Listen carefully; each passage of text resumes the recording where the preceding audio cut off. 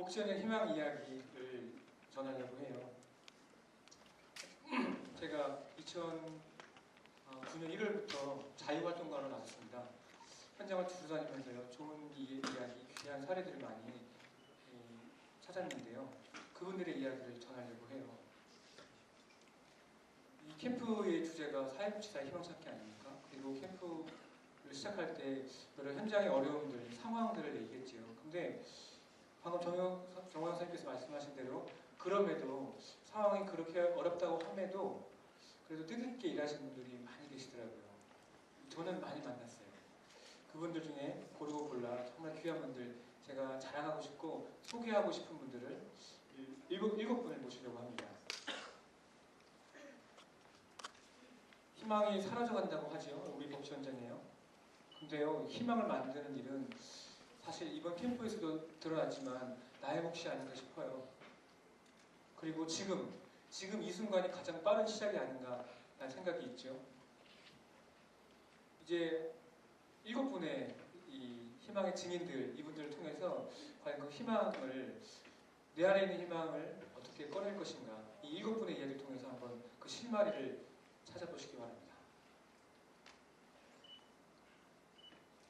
그 그리스 철학자 중에요, 디오니소스라는 분의 이야기를 들었어요.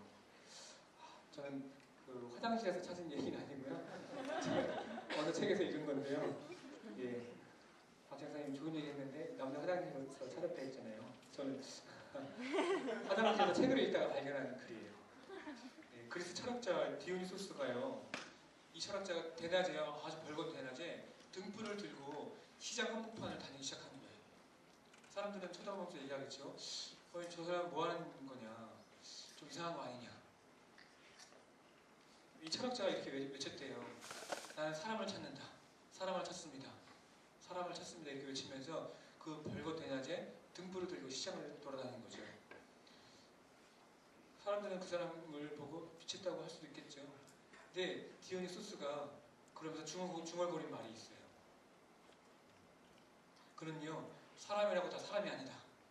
진정한 사람을 찾는다. 이렇게 말했대요. 만약 이 디오니소스라는 이 철학자가 사회복지사였다면요.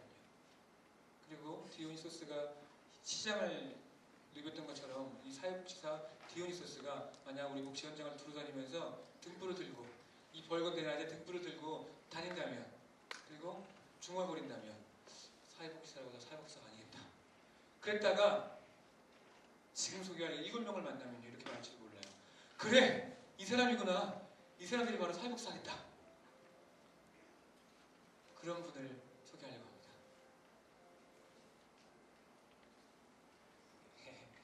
발표하시는 분들이요, 사랑하는 눈빛으로, 무대가 그래서 조금씩 보이거든요. 사랑하는 눈빛으로 이 발표하시는 분들이 잘 되기를 바라는 마음으로 잘 들어주시기 바랍니다. 저는 복지관에서 사례관리를 담당하고 있습니다. 그래서 이제 어려운 이웃을 만나는 기회가 많고요. 이렇게 어려운 이웃을 만나다 보니까 문제가 뭔지 얘기를 하게 되고, 그 문제에 초점을 맞춰서 문제를 파고드는 경우가 굉장히 많습니다. 근데 이렇게 하다 보니까 계속 뭔가를 주려고 하게 되고, 이렇게 하다 보니까 계속 같은 문제가 되풀이되는 경험을 많이 했습니다. 그래서 오늘은 이런 문제는 잠시 내려놓고 강점을 한번 찾아보는 그런 제목으로 내용을 준비했습니다. 본격적인 이야기 들어가기 전에 잠시 짧은 이야기 하나 들려드리고자 합니다. 바르데니 쓴 동화에 나오는 이야기입니다. 아버지와 아들이 들섭에 있는 버섯을 가리키며 이게 독버섯이다 라고 말합니다. 그런데 그 이야기를 들은 독버섯이 충격으로 쓰러지게 됩니다. 정말 충격이네요. 옆에 있던 친구 버섯이 위로를 하는 말입니다. 그건 사람들이 하는 말일 뿐이야. 식탁에 오를 수 없다, 먹을 수 없다. 그건 자기들 논리인데 왜 우리가 그걸 받아들여야 하지? 생각을 해봤습니다. 어쩌면 우리 어려운 이웃을 이런 독버섯으로 보는지도 모르겠습니다.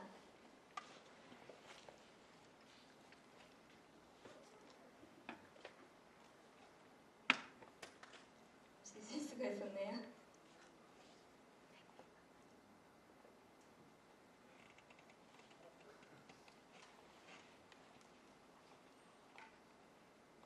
죄송합니다. 어쩌면 우리는 어려운 이웃을 이런 독버섯으로 보는지도 모르겠습니다. 문제가 있다고 보게 되고 조심하게 되고 그들이 갖는 인간적인 이유, 존재 의미, 강점을 보려고 노력해야 하지 않나 생각해 봅니다. 네, 그러면은 지금부터 본격적으로 장시 아저씨 이야기를 시작하겠습니다.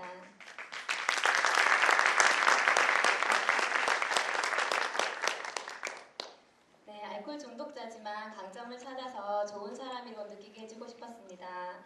비록 아직도 술은 드시지만 장시 아저씨 이야기는 해피엔딩이 될 거라 기대합니다.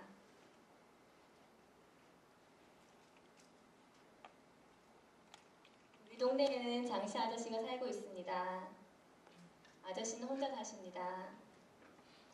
새벽 내도록 술을 먹고는 비틀거리며 복지관으로 들어옵니다. 소리를 지르고 욕을 하십니다.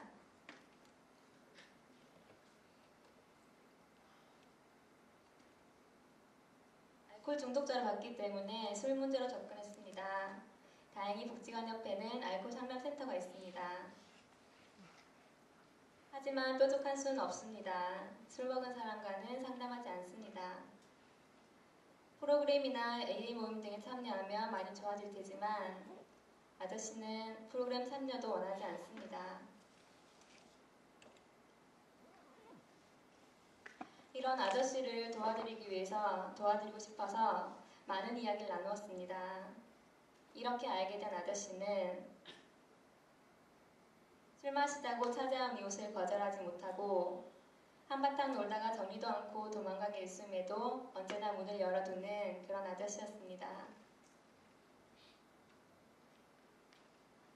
술 먹지 않는 날이 마주치면 메똥메토 좀 가보라고 힘들어 보인다며 걱정하기도 합니다.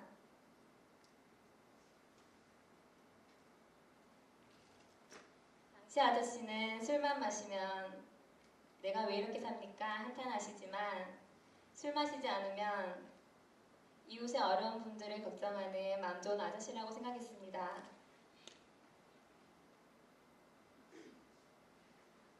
집으로 찾아갔습니다.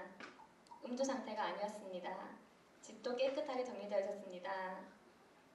술 마시고 소란 피우는 자신이 부끄럽다고 하셨습니다. 그래도 술 마시지 않은 모습을 뵈니 반갑고 좋다고 했습니다. 하지만 아저씨는 오늘은 술을 마시지 않았지만 내일은 함씨 아주머니의 생일이기 때문에 술 마실 듯 하다고 하셨습니다. 네, 여기서 함씨 아주머니는 황상동 알코올 중독기 대보라고 했었는데요. 네, 참아보라는 말은 통하지 않을 겁니다. 아저씨가 할 수 있는 의미 있는 일은 없을까 생각해 보았습니다. 내일은 주일에 밑반찬 서비스가 지원되는 날입니다. 전달 봉사자가 부족하다며 푸념해 봅니다. 위로해 주시면서 자신의 반찬은 스스로 가지고 가겠다고 하십니다. 그래서 아저씨 반찬 가지고 가면서 이웃 밑반찬도 몇 개만 전달해 주십사 여쭈었습니다.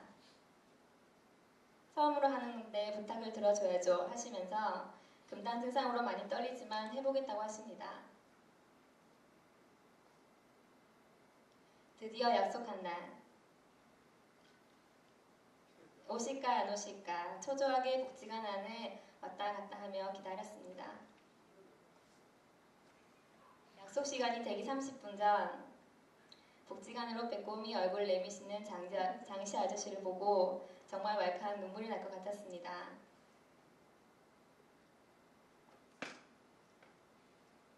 아저씨는 정말 술을 먹지 않았습니다. 어제 밤새 이웃에서 술 먹자고 문을 두드렸지만 할 일이 있다는 생각에 참았다고 하십니다. 기다리며 함께 이야기를 나누니 다음 주에도 오겠다고 하십니다. 옆동 반찬까지도 배달해 주신다며 반찬 5개를 들고 가십니다. 뒷모습을 바라보면서 앞으로 어떻게 해야 할지 어렴풋이 깨달음이 왔습니다. 동료 밑반찬 전달하는데 옆집 할머니가 그렇게 좋아해요. 좋은 일 한다고. 나도 봉사하니까 필요한 사람 같고 뿌듯하고 기분 좋네요. 달력에 보면 밑반찬 봉사활동 하는 날에는 동그라미를 찾았어요. 술 안 마셔야지 하는데 일주일에 한 번인데 참아봐야죠. 동생들이 술 마시고 오면 요즘엔 자주 돌려보내요. 네, 어떨지 제안했습니다. 혼자 못한다고 하셔서 제가 읽어드렸습니다. 밑반찬 봉사활동 하기 전과 후를 비교해서 해달라고 특별히 부탁을 드렸고요.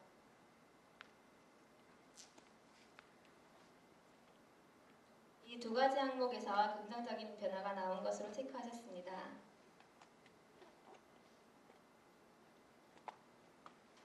알코올 상담센터에서도 이런 장시 아저씨의 모습을 보고 많이 격려하고 지지해 주었습니다. 덕분에 프로그램 참여하기 시작하셨고요. 여전히 장시 아저씨는 술을 끊지는 못하셨습니다.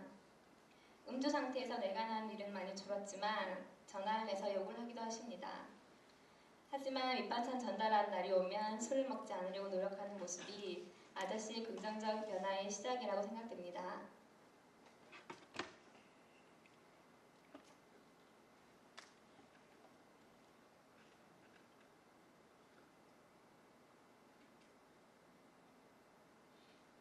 장시 아저씨 잘할 수 있는 것을 찾았고요.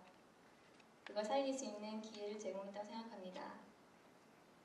그리고 아저씨가 할 수 있는 역할을 주선한 것이라고 생각합니다. 지금 여기 앞에 계신데요. 사회사업 인사가 절반입니다. 하는 김세인 선생님의 책에 나오는 문구입니다. 제가 아저씨께 개입을 하면서 많은 힘이 되었던 문구고요. 내가 누군가에게 필요한 존재이고 이를 확인하는 일들이 반복된다면 실문제를 풀어내는 실마리를 발견할 수 있지 않을까.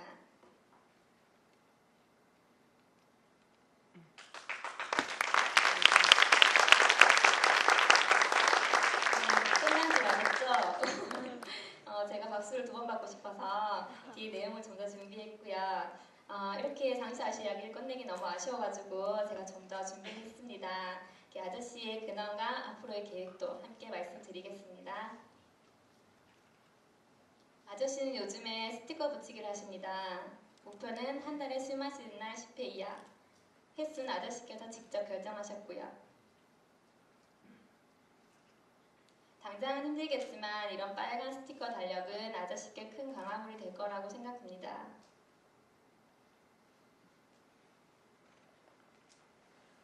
알코올 중독은 혼자의 힘으로 극복하기 힘들다고 합니다.